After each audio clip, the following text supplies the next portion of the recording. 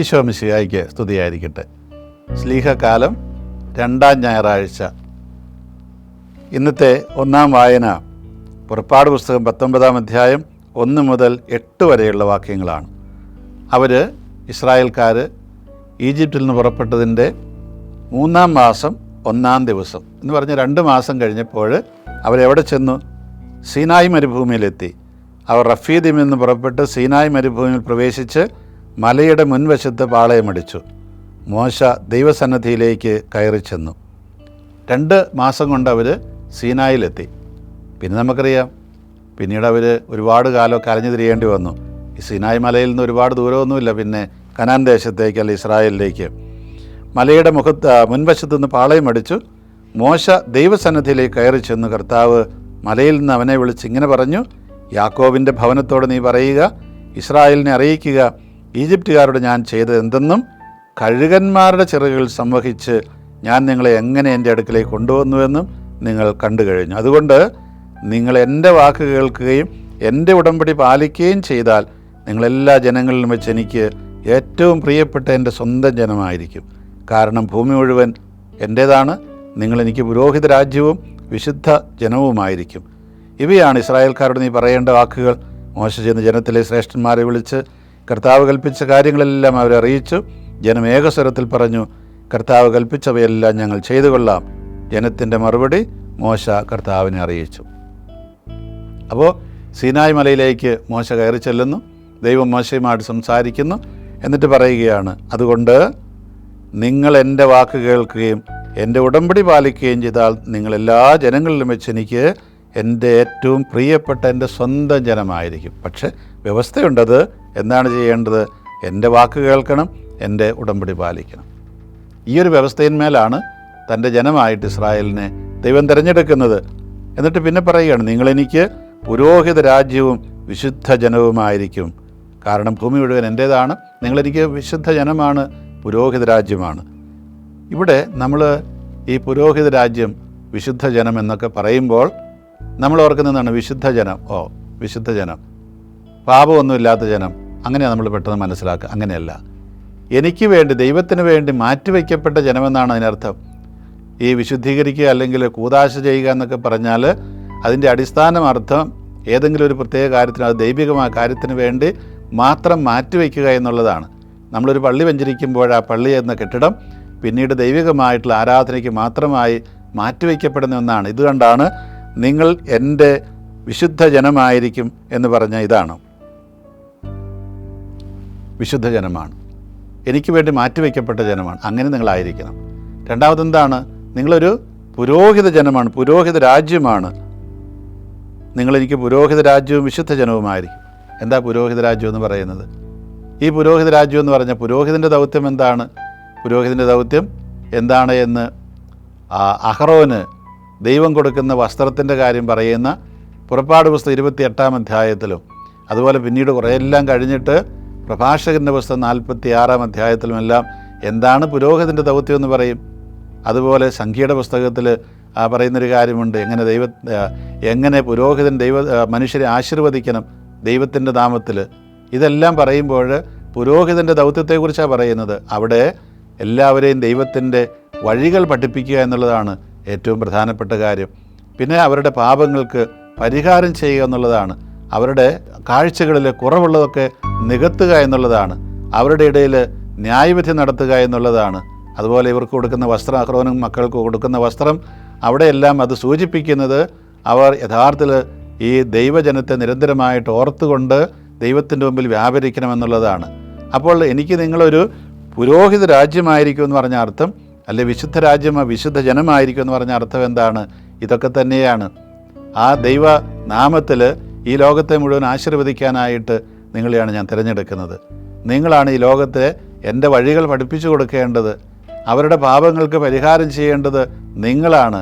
അവരുടെ കാഴ്ചയിൽ കുറവുണ്ട് നികത്തേണ്ടത് നിങ്ങളാണ്. ഇതൊക്കെയാണ് ഈ പുരോഹിത ദൗത്യം എന്ന് പറയുന്നത്. അതുകൊണ്ട് ഇസ്രായേലിനെ ദൈവം തിരഞ്ഞെടുത്ത് തനിക്ക് വേണ്ടി മാത്രം മാറ്റി നിർത്തി, എന്നിട്ടോ ഈ പറഞ്ഞ കാര്യങ്ങളെല്ലാം ചെയ്യാൻ വേണ്ടിയിട്ട്, ലോകത്തെ മുഴുവൻ പഠിപ്പിക്കാൻ വേണ്ടിയിട്ട് അവരെ തിരഞ്ഞെടുക്കുകയാണ് ചെയ്യുന്നത്. അതാണ് പുരോഹിത ദൗത്യം എന്ന് പറയുന്നത്. ആ പുരോഹിത ദൗത്യം തീർച്ചയായിട്ടും ചെയ്യണമെന്നുണ്ടെങ്കിൽ ആ അഹ്റോനെ പോലെ തന്നെ വിശുദ്ധീകരിക്കപ്പെട്ട വ്യക്തിയായിട്ട് മറ്റൊന്നിനും വ്യാപരിക്കാതെ ആ ദൈവാലയത്തിൽ കഴിഞ്ഞുകൂടേണ്ടതുണ്ട് എന്ന് പറഞ്ഞാൽ ദൈവസന്നിധിയിൽ കഴിഞ്ഞുകൂടേണ്ടതെന്ന് അർത്ഥം. രണ്ടാമത്തെ വായന തിമോത്തിയോസിൻ്റെ 1-ാം ലേഖനം 1-ാം അധ്യായം 12 മുതൽ 19 വരെയുള്ള വാക്യങ്ങളാണ്. എന്നെ ശക്തിപ്പെടുത്തുന്ന നമ്മുടെ കർത്താവായ ഈശോ മിശിഹായ്ക്ക് ഞാൻ നന്ദി പറയുന്നത് എന്തെന്നാൽ തൻ്റെ ശുശ്രൂഷയ്ക്കായി എന്നെ നിയമിച്ചുകൊണ്ട് അവൻ എന്നെ വിശ്വസ്തനായി കണക്കാക്കി. തൻ്റെ ശുശ്രൂഷയ്ക്കായി എന്നെ നിയമിച്ചുകൊണ്ട് അവൻ എന്നെ വിശ്വസ്തനായി കണക്കാക്കി. ഇത് തന്നെയാണ് ഇസ്രായേലിനെ തൻ്റെ വിശുദ്ധ ജനമെന്ന് പറയുമ്പോൾ ദൈവം അർത്ഥമാക്കുന്നത്. എന്തെന്നാൽ തൻ്റെ ശുശ്രൂഷയ്ക്കായി എന്നെ നിയമിച്ചുകൊണ്ട് അവൻ എന്നെ വിശ്വസ്തനായി കണക്കാക്കി. പുരോഹിത ദൗത്യം കൊടുക്കുകയാണ് അവിടെ. മുമ്പ് ഞാൻ അവനെ നിന്ദിക്കുകയും പീഡിപ്പിക്കുകയും അധിക്ഷേപിക്കുകയും ചെയ്തുവെങ്കിലും എനിക്ക് കരുണ ലഭിച്ചു. കാരണം അറിവില്ലാതെ അവിശ്വാസിയായിട്ടാണ് ഞാൻ പ്രവർത്തിച്ചത്. കർത്താവിൻ്റെ കൃപ ഈശോ മിശിഹായിലുള്ള വിശ്വാസത്തോടും സ്നേഹത്തോടുമൊപ്പം എന്നിലേക്ക് കവിഞ്ഞൊഴുകി. ഈശോ ലോകത്തിലേക്ക് വന്നത് പാപികളെ രക്ഷിക്കാനെന്ന പ്രസ്താവം വിശ്വസനീയവും തികച്ചും സ്വീകാര്യവുമാണ്. അതുവരെ അത് വിശ്വസനീയമല്ല എന്നും സ്വീകാര്യമല്ല എന്നും പഠിപ്പിച്ചിരുന്ന പൗലോസിന് പെട്ടെന്ന് എങ്ങനെ തിമോത്തിയോസിനോട് ഇങ്ങനെ പറയാൻ കഴിഞ്ഞു? അതിൻ്റെ കാരണം മറ്റൊന്നുമില്ല, ദൈവത്തിൻ്റെ ആത്മാവ് പൗലോസിൽ വസിക്കാൻ തുടങ്ങി എന്നുള്ളതാണ്. പാപികളിൽ ഒന്നാമനാണ് ഞാൻ, എങ്കിലും എനിക്ക് കാരുണ്യം ലഭിച്ചു. അത് നിത്യജീവൻ ലഭിക്കാൻ ഈശോ മിശിഹായിൽ വിശ്വസിക്കാനിരിക്കുന്നവർക്ക് ഒരു മാതൃകയാകത്തക്ക വിധം പാപികളിൽ ഒന്നാമനായ എന്നിൽ അവൻ്റെ പൂർണ്ണമായ ക്ഷമ പ്രകടമാകുന്നതിന് വേണ്ടിയാണ്. പൗലോസ് പറയുകയാണ്, എന്തിനാണ് ഞാൻ ഇങ്ങനെയൊക്കെ പാപിയായി തീർന്നത്? ആ പാപിയായിരുന്ന ഞാൻ ഇപ്രകാരം അവിടുത്തെ ആത്മാവിനെ സ്വീകരിച്ച് പൂർണ്ണമായിട്ട് അവിടത്തേക്ക് ജീവിക്കുന്നവനായി മാറി. ഇത് ബാക്കി എല്ലാവർക്കും എന്താണ്? ഈശോ മിശിഹായിൽ വിശ്വസിക്കാനിരിക്കുന്നവർക്ക് ഒരു മാതൃകയാകത്തക്ക വിധം പാപികളിൽ ഒന്നാമനായ എന്നിൽ അവൻ്റെ പൂർണ്ണമായ ക്ഷമ പ്രകടമാകുന്നതിന് വേണ്ടിയാണ്. നമ്മളോടൊക്കെയാണ് ഈ പറയുന്നത്. ആ ഈശോ മിശിഹായിൽ വിശ്വസിക്കാനിരുന്ന നമുക്ക് ഓരോരുത്തർക്കും ഇപ്രകാരം പൗലോസിൻ്റെ മാതൃക ഒരു പ്രചോദനമായി മാറണം. താൻ തന്നെ പാപികളിൽ ഒന്നാമനാണെന്നാണ് പൗലോസ് പറയുന്നത്. കർത്താവിനെ പൂർണ്ണമായിട്ട് വെറുത്തിരുന്ന വ്യക്തി, ആ ദൈവവചനത്തെ അല്ലെങ്കിൽ പഴയ നിയമത്തെ മുഴുവൻ കർത്താവിനെതിരായിട്ട് വ്യാഖ്യാനിച്ചിരുന്ന വ്യക്തിയാണ് പൗലോസ് എന്ന് പറയുന്നത്. ഇവൻ ദൈവമേ അല്ല, അല്ലെങ്കിൽ രക്ഷകനല്ല എന്ന് വിശ്വസിച്ചിരുന്ന വ്യക്തിയാണ് പൗലോസ്. അങ്ങനെ ദൈവത്തിനെതിരെ പൂർണ്ണമായിട്ടും തന്നെ ഒരു ശത്രുവായി നിർത്തിക്കൊണ്ട് അങ്ങനെ ആയിത്തീർന്ന പാപിയായ മനുഷ്യൻ, ഈ മനുഷ്യനോട് പോലും ദൈവം കരുണ കാണിച്ചു. അങ്ങനെയെങ്കിൽ നമ്മളോടൊക്കെ ദൈവം കരുണ കാണിക്കുകയില്ലേ? നമ്മൾ പശ്ചാത്തപിച്ച് തിരിച്ചു ചെല്ലണമെന്ന് മാത്രം, കർത്താവിൻ്റെ ആത്മാവിനെ സ്വീകരിക്കണമെന്ന് മാത്രം, അവിടുത്തെ അരൂപിയെ സ്വീകരിച്ച് നമ്മൾ ആ രീതിയിൽ പ്രവർത്തിക്കാൻ തുടങ്ങണമെന്ന് മാത്രം, അവിടുത്തെ ഒരു വിശുദ്ധ പുരോഹിത ജനമായി നമ്മൾ മാറണമെന്നാണ് ഈ പറഞ്ഞു വരുന്നത്. അതുകൊണ്ട് പൗലോസ് പറയും പലപ്പോഴും, എന്നെ നിങ്ങൾ അനുകരിക്കുവാൻ. ഞാൻ ഇത്രയും വലിയ പാപിയായിരുന്നു, എന്നിട്ട് ദൈവം എന്നെ സ്വീകരിച്ചു, എനിക്ക് കൃപ തന്നു, എന്നെ ഇപ്രകാരം വിജാതിയുടെ അപ്പസ്തലനാക്കി മാറ്റി. നിങ്ങൾക്ക് സാധിക്കുമെന്നാണ് ഈ പറയുന്നത്. യോഹന്നാൻ്റെ സുവിശേഷത്തിൽ നിന്നാണ്. 3-ാമത്തെ വായന 11-ാം അധ്യായം 1 മുതൽ 16 വരെയുള്ള വാക്യങ്ങളാണ്. ഇവിടെ കർത്താവ് ലാസറിന് പുനർജീവൻ കൊടുക്കുന്ന ആ കാര്യമാണ് നമ്മൾ വായിക്കുന്നത്. ലാസർ എന്നു പേരായ ഒരുവൻ രോഗബാധിതനായി. ഇവൻ മറിയത്തിൻ്റെയും അവളുടെ സഹോദരിയായ മാർത്തായുടെയും ഗ്രാമമായ ബെഥാനയിൽ നിന്നുള്ളവനായിരുന്നു. ഈ മറിയമാണ് സുഗന്ധതൈലം കൊണ്ട് കർത്താവിനെ പൂശുകയും തൻ്റെ തലമുടി കൊണ്ട് അവൻ്റെ പാദങ്ങൾ തുടയ്ക്കുകയും ചെയ്തത്. ഇവളുടെ സഹോദരൻ ലാസറാണ് രോഗബാധിതനായത്. കർത്താവ് ഇതാ അങ്ങ് സ്നേഹിക്കുന്നവൻ രോഗിയായി തീർന്നിരിക്കുന്നെന്ന് പറയാൻ ആ സഹോദരിമാർ അവൻ്റെ അടുക്കിലേക്ക് ആളയച്ചു. അത് കേട്ടപ്പോൾ ഈശോ പറഞ്ഞു, ഈ രോഗം മരണത്തിൽ അവസാനിക്കാനുള്ളതല്ല, പ്രത്യുത ദൈവത്തിൻ്റെ മഹത്വത്തിനും അതുവഴി ദൈവപുത്രൻ മഹത്വം പ്രാപിക്കുന്നതിനും വേണ്ടിയുള്ളതാണ്. എന്നിട്ട് പിന്നീട് പറഞ്ഞു പോകുന്ന കാര്യം തൻ്റെ ശിഷ്യന്മാർ പറയുകയാണ്. അനന്തരം അവൻ ശിഷ്യന്മാരോട് പറഞ്ഞു, നമുക്ക് വീണ്ടും യൂദയായിലേക്ക് പോകാം.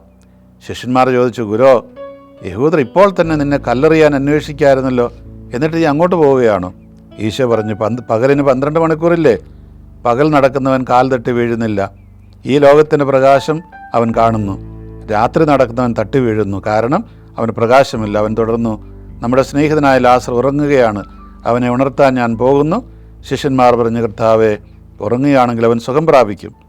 ഈശോ അവൻ്റെ മരണത്തെക്കുറിച്ചാണ് സംസാരിച്ചത്, എന്നാൽ നിദ്രയുടെ വിശ്രമത്തെക്കുറിച്ചാണ് അവൻ പറഞ്ഞതെന്ന് അവർ വിചാരിച്ചു. അപ്പോൾ ഈശോ വ്യക്തമായി അവരോട് പറഞ്ഞു, ലാസർ മരിച്ചുപോയി നിങ്ങൾ വിശ്വസിക്കേണ്ടതിന് ഞാൻ അവിടെ ഇല്ലാത്തതിനാൽ നിങ്ങളെപ്രതി ഞാൻ സന്തോഷിക്കുന്നു. നമുക്ക് അവൻ്റെ അടുക്കിലേക്ക് പോകാം. അപ്പോൾ ദീദിമോസ് എന്ന തോമസ് പറഞ്ഞു, മറ്റ് ശിഷ്യന്മാരോട് പറഞ്ഞു, അവനോടൊപ്പം മരിക്കാൻ നമുക്കും പോകാം. യോഹന്നാൻ്റെ സുവിശേഷം 11-ാം അധ്യായം 16-ാം വാക്യം. യോഹന്നാൻ്റെ സുവിശേഷം എഴുതപ്പെടുന്നത് 1-ാം നൂറ്റാണ്ടിൻ്റെ അവസാനമാണ്. ആ കാലഘട്ടമായപ്പോഴേക്കും സഭാസമൂഹത്തിൽ വളരെയധികം അസ്വസ്ഥതകൾ ഉണ്ടാകാൻ തുടങ്ങിയിരുന്നു. ആ അസ്വസ്ഥതകൾ പലതരത്തിലുള്ളതായിരുന്നു. സ്ഥാനമാനങ്ങൾക്ക് വേണ്ടിയുള്ള കടിപിടികൾ, അതുപോലെ തന്നെ ആരാധനയെക്കുറിച്ചുള്ള കടിപിടികൾ, മാത്രമല്ല പാഷണ്ഡതകൾ, ഈശോയുടെ ദൈവത്വത്തെയും മനുഷ്യത്വത്തെയും രക്ഷാകര ദൗത്യത്തെയും കുറിച്ചുള്ള സംശയങ്ങൾ, ഇതെല്ലാം സമൂഹത്തിൽ ഉടലെടുത്തു കഴിഞ്ഞിരുന്നു. ഈ അവസരത്തിലാണ് യോഹന്നാൻ തൻ്റെ സുവിശേഷം എഴുതുന്നത്. അപ്പോൾ ഇവിടെ ഈ ലാസറിനെ കാണാനായിട്ട് പോകാമെന്ന് ഈശോ പറയുമ്പോൾ തോമാസ് ലീഗ പറയുന്നൊരു കാര്യം ഇതാണ്: അവനോടുകൂടി പോയി നമുക്കും മരിക്കാം. മരിക്കാനായിട്ട് അവനോടുകൂടി പോകാം. ഇവിടെ പറഞ്ഞു വരുന്നത് എന്താണ്? യോഹന്നാൻ തൻ്റെ സുവിശേഷത്തിലൂടെ ഈ തോമാസ് ലീഗയുടെ ഈ പ്രഘോഷണം എടുത്ത് പറഞ്ഞിട്ട് തൻ്റെ ചുറ്റുമുള്ള ക്രൈസ്തവരോട് പറയുകയാണ്, പ്രിയപ്പെട്ടവരെ, ഇതാണ് യഥാർത്ഥത്തിൽ ക്രൈസ്തവ ജീവിതം എന്ന് പറഞ്ഞാൽ. അല്ലാതെ നിങ്ങൾ ചിന്തിക്കുന്നത് പോലെ സ്ഥാനമാനങ്ങളല്ല. നിങ്ങൾ ചിന്തിക്കുന്നത് പോലെ കേവലം നമ്മൾ പള്ളിയിൽ എങ്ങനെ പെരുമാറണം എന്നുള്ളതിനെക്കുറിച്ചല്ല ഈ പറയുന്നത്. അല്ലെങ്കിൽ അവിടെയുള്ള ദൈവശാസ്ത്രപരമായ തർക്കങ്ങൾ, അതല്ല ഇവിടെ നമ്മൾ കാര്യമാക്കേണ്ടത്. വൃത്യത ഇവിടെ നമുക്ക് ഈശോയോടുകൂടി രക്ഷകനോടുകൂടി പോയി മരിക്കാൻ സാധിക്കുമോ എന്നുള്ളതാണ്. ശ്ലീഹക്കാലത്ത് ഞാൻ പറഞ്ഞു, നമുക്ക് ഒരു ദൗത്യം തന്നിട്ടുണ്ട്, കർത്താവിൻ്റെ സുവിശേഷ ഈ ലോകത്തിൽ പ്രഘോഷിക്കാനായിട്ട്. അതിന് മറ്റു കാര്യങ്ങളെക്കാൾ കൂടുതലായിട്ട് ചിന്തിക്കേണ്ട ഒരു കാര്യം എന്താണ്? അവനോടുകൂടി പോയി മരിക്കാൻ നമുക്ക് മനസ്സുണ്ടോ എന്നുള്ളതാണ്. ഈ ചോദ്യം തോമാസ് ലീഗ ചോദിച്ചത് തന്നെയാണ്. അത് യോഹന്നാനാണ് എടുത്ത് വീണ്ടും എഴുതുന്നത്. മറ്റു സുവിശേഷകന്മാരത് രേഖപ്പെടുത്തുന്നില്ല. കാരണം എന്താണ്? ആ കാലഘട്ടത്തിൽ മത്തായി, മർക്കോസ്, ലൂക്കായൊക്കെ സുവിശേഷം എഴുതിയ കാലഘട്ടത്തിൽ അന്ന് ജീവിച്ചിരിക്കുന്നവർക്കത് വളരെ വ്യക്തമായിരുന്നു. ഈശോയോട് കൂടി ജീവിക്കുക എന്ന് പറഞ്ഞ അർത്ഥം അവനോടുകൂടി പോയി മരിക്കുക എന്ന് തന്നെയാണ്. ആ കാര്യങ്ങളെല്ലാം മറന്ന തലമുറയാണ് യോഹന്നാൻ്റെ ചുറ്റുമുണ്ടായിരുന്നത്. അവർക്ക് യേശുവാരെന്ന് അറിയത്തില്ല, അവിടുത്തെ സുവിശേഷം എന്തെന്ന് മനസ്സിലാകുന്നില്ല, എന്തിനാണ് അവിടുന്ന് ഈ ലോകത്തിലേക്ക് വന്നതെന്ന് മനസ്സിലാകുന്നില്ല, എന്തിനാണ് മനുഷ്യനെ ദൈവം സൃഷ്ടിച്ചതെന്ന് മനസ്സിലാകുന്നില്ല. അവരോടാണ് യോഹന്നാൻ ഈ തോമാസ് ലീഗയുടെ ഈ പറയുന്ന പ്രഘോഷണം എടുത്തിട്ട് പറയുന്നത്, അവനോടുകൂടി പോയി മരിക്കാനായിട്ട് സന്നദ്ധത ഉള്ളവർക്ക് മാത്രമേ അവൻ്റെ ശിഷ്യഗണത്തിൽപ്പെടാനായിട്ട് സാധിക്കുകയുള്ളൂ. ഇതിന്ന് വളരെ പ്രസക്തമാണ്. പ്രിയപ്പെട്ടവരെ, നമ്മളോടൊക്കെ പറയുന്നതാണ്, എത്രയോ ആയിട്ട് നമ്മുടെ സഭാസമൂഹങ്ങൾ ചിന്നിച്ചിതറിപ്പോയി ഭിന്നിപ്പിൻ്റെ മൂർത്തരൂപങ്ങളായിട്ട് നമ്മൾ ഓരോരുത്തരും മാറിക്കഴിഞ്ഞു. ഇവിടെ യോഹന്നാൻ ഈ തോമാസ് ലീഗയുടെ പ്രഘോഷണത്തിലൂടെ പോയി അതിലൂടെ പറയുകയാണ് നമ്മളോടും, നിങ്ങൾ യഥാർത്ഥത്തിൽ ക്രൈസ്തവരാണെങ്കിൽ അവനോടുകൂടി പോയി മരിക്കാനുള്ള സന്നദ്ധത നിങ്ങൾ പറയണം. ആ മരണത്തിലൂടെ കടന്നു പോകാനായിട്ട് സാധിക്കുന്നവർക്കാണ് കർത്താവിൻ്റെ ആ വാഗ്ദാനം ലഭ്യമാവുക എന്ന് പറയുകയാണ്. ഈ ശ്ലീഹക്കാലത്ത് ഇപ്രകാരമുള്ള ശ്ലീഹമാരായിട്ട് നമുക്ക് രൂപാന്തരപ്പെടാൻ കഴിയട്ടെ. ഈശോ മിശിഹായ്ക്ക് സ്തുതിയായിരിക്കട്ടെ.